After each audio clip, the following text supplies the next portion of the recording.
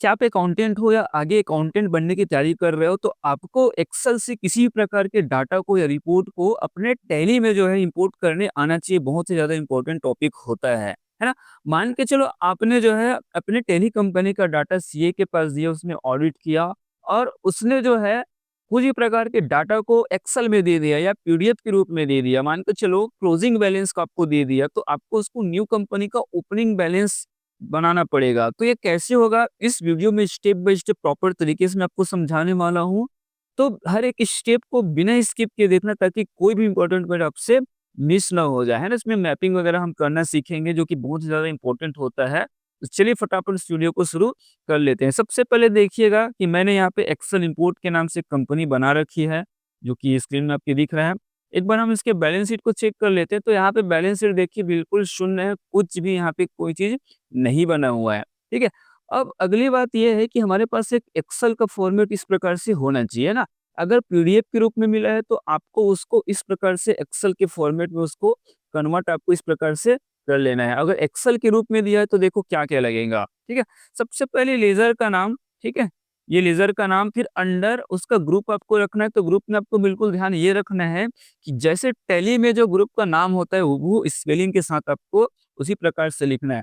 फिर उसका closing balance कितना है, फिर वो डीआरसीआर वो डेबिट होगा कि वो क्रेडिट होगा। इतना चीज़ आपको लिख लेना है, चाहे आपको सीए ने दिया हुआ हो या आपके पास पीडीएफ है, तो पीडीएफ से आपको इसमें इस प्रकार से एक्सेल के फाइल में आपको कन्वर्ट करके सेव करके रखना है। अब सीधे हम चलते हैं अपने टैली कंपनी की ओर। हम क्या करेंगे इसमें, यहाँ पे गेटवे ऑफ टैली से आपको यहाँ पे दिखाई पड़ रहा होगा, इंपोर्ट ऑप्शन में आपको जाना है और इंपोर्ट में जाने के बाद यहाँ पे आपको ना एक मैनेज करके दिखेगा, है ना? यहाँ पे जाना है मैनेज में। मैनेज में जाने के बाद देखिएगा मैपिंग टेम्पलेट्स, आपको मैपिंग करने आना चाहिए, ठीक है? देखो क्या होता है, यहाँ पे हम मैपिंग करेंगे, तो यहाँ पे देखिए कि मास्टर और ट्रांज़ैक्शन 2 चीज़ है।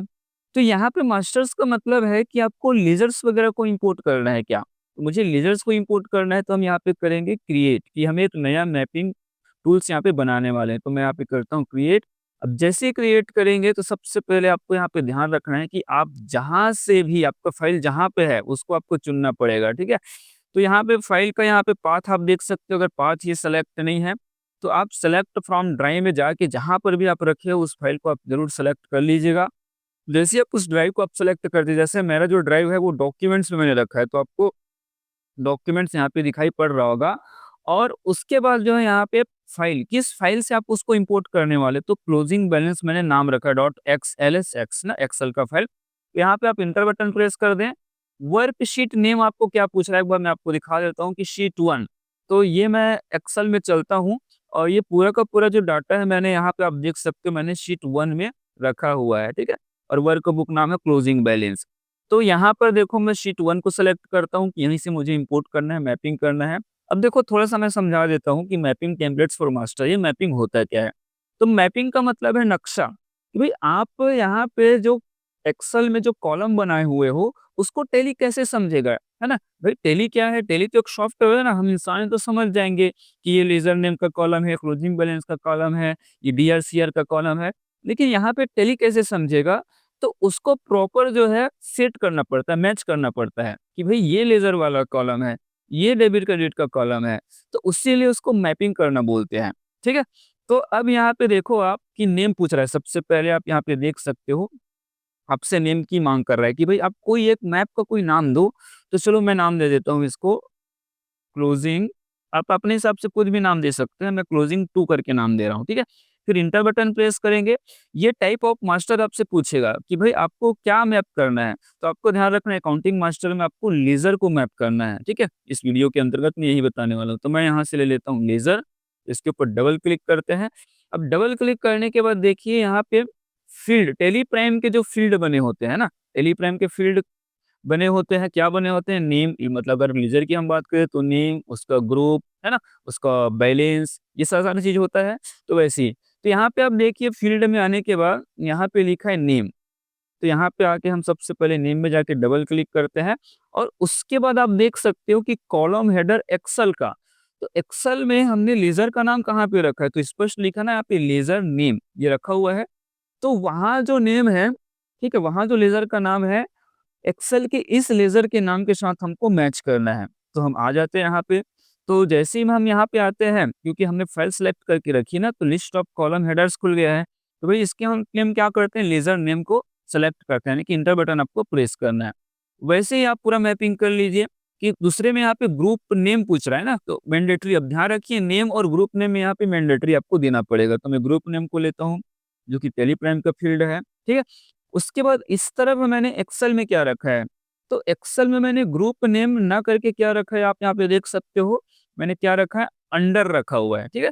तो हमें यहाँ पे क्या करना है, अपने टैली में आके उसको यहाँ पे अंडर में सेलेक्ट करना है, ठीक है? उसके बाद यहाँ पे आइए आप कि लेज़र का ओपनिंग बैलेंस क्या है? तो हम इसको सेलेक्ट करते हैं और हमने एक्सेल में क्या किया हुआ है, क्लोजिंग ओपनिंग बैलेंस नहीं बनाया, हमने इसको क्लोजिंग बैलेंस के तौर पे बनाया हुआ है, जबकि वही जो है न्यू कंपनी का क्या बनेगा, ओपनिंग बैलेंस बनेगा, ठीक है? तो हम यहाँ पे आते हैं और हम यहाँ पे ले लेते हैं क्लोजिंग बैलेंस को ले लेते हैं। अब अंतिम में कि वो डेबिट होगा कि क्रेडिट होगा, तो लेज़र ओपनिंग बैलेंस डीआर-सीआर, इसको एंटर बटन से सेलेक्ट कर लेते हैं। उसके लिए हमने सबसे अंतिम में डीआर और सीआर को बनाया हुआ है, तो हम उसको सेलेक्ट करते हैं, फिर एंटर बटन प्रेस करते हैं।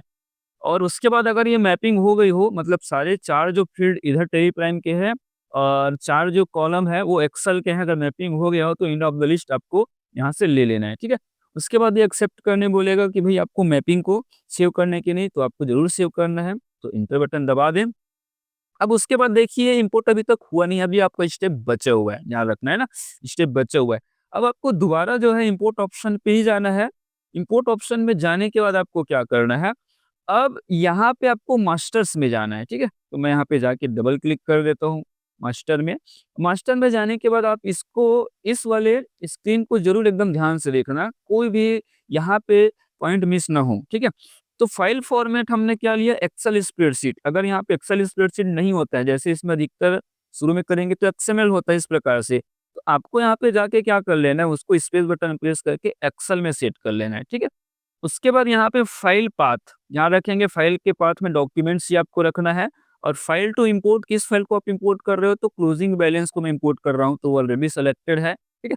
उसके बाद वर्कशीट नेम कि आपने डाटा कहाँ पे रखा हुआ है, तो मैंने शीट 1 में रखा हुआ है। उसके बाद मैपिंग टेम्पलेट, तो मैपिंग टेम्पलेट आपने जो बनाया था, अभी मैंने क्लोजिंग टू नाम दिया था, तो इसको आपको सेलेक्ट करना पड़ेगा। उसके बाद behaviour of import if master already exist, combine opening balances, आपको इसको रखना है। अगर ये नहीं आता है तो राइट हैंड साइड में स्पेस बटन प्रेस करेंगे तो आ जाएगा ये, तो इसको आपको सेलेक्ट कर लेना है। उसके बाद प्रीव्यू कर लेना है, उसके बाद बैकअप ले लेना है, उसके बाद डेस्टिनेशन पाथ में सी रख देना है, फिर एंटर बटन, ठीक है? फिर यहाँ पे देख लिए, यहाँ पे जो है टैली ने जो है डिडक्ट कर लिया है कि भाई हम यहाँ पे जो है टोटल 27 जो है यहाँ पे लेज़र को इंपोर्ट करने वाले हैं, तो डिडक्ट कर लिया। मैं दिखा देता हूँ यहाँ पे जाके कि यहाँ पे देख सकते हैं 27, यहाँ पे वर्मा ट्रेडर सबसे अंतिम में ना, ये 27 नंबर में है, ठीक है? तो उसने डिडक्ट कर लिया। उसके बाद यहाँ पे आपको इंपोर्ट में जाके करना है क्लिक। इंपोर्ट में करेंगे क्लिक तो ये कुछ ऐसा पूछेगा बैकअप लेने के लिए, तो आपको इसको यस कर देना है और यस करने के बाद आप देख सकते हैं इंपोर्ट कंप्लीटेड सक्सेसफुली का मैसेज आ गया है। हम इसको एक बार बैलेंस शीट में जाके अपने चेक कर लेते हैं। तो यहाँ पे देख सकते हो बैलेंस शीट में आ चुका है पूरा का पूरा, रोहन प्रोप्राइटर अकाउंट का आ चुका है, सैलरी क्रेडिटर आ चुका है, फिक्स असेट आ चुके हैं। एक बार आप मैच करना चाहो तो मैच कर सकते हो, ठीक है? ये देखिए सबसे पहले मैंने एक्रूड कमीशन लिखा हुआ है जो कि क्लोजिंग बैलेंस 3000 का था, है ना यहाँ पे? तो यहाँ पर भी देख सकते हैं एक्रूड एक्रूड कमीशन, ये देखिए 3000 है यहाँ पे। तो इस प्रकार से आप यहाँ पे चेक कर सकते हो स्टेप बाय स्टेप, और यहाँ पे आप सीख सकते हो कि एक्सेल से कैसे किस प्रकार से इंपोर्ट किया जाता है। आगे मैं जो है इंपोर्ट का जो है आपको बताने वाला हूँ कि परचेज़ का इंपोर्ट, सेल्स का रिपोर्ट, रिसिप्ट वाउचर का रिपोर्ट, किसी भी वाउचर का जो इंपोर्ट है, अगर वो डाटा एक्सेल के भीतर बना हुआ है, तो आप उसको टैली में कैसे लाओगे? इसके लिए इस वीडियो को अभी आपको लाइक कर देना है, साथ में चैनल को सब्सक्राइब ज़रूर करना है और नोटिफ़िकेशन का बेल ज़रूर ऑन करना है। दोस्तों के साथ शेयर कर देना ताकि उनका भी हेल्प हो।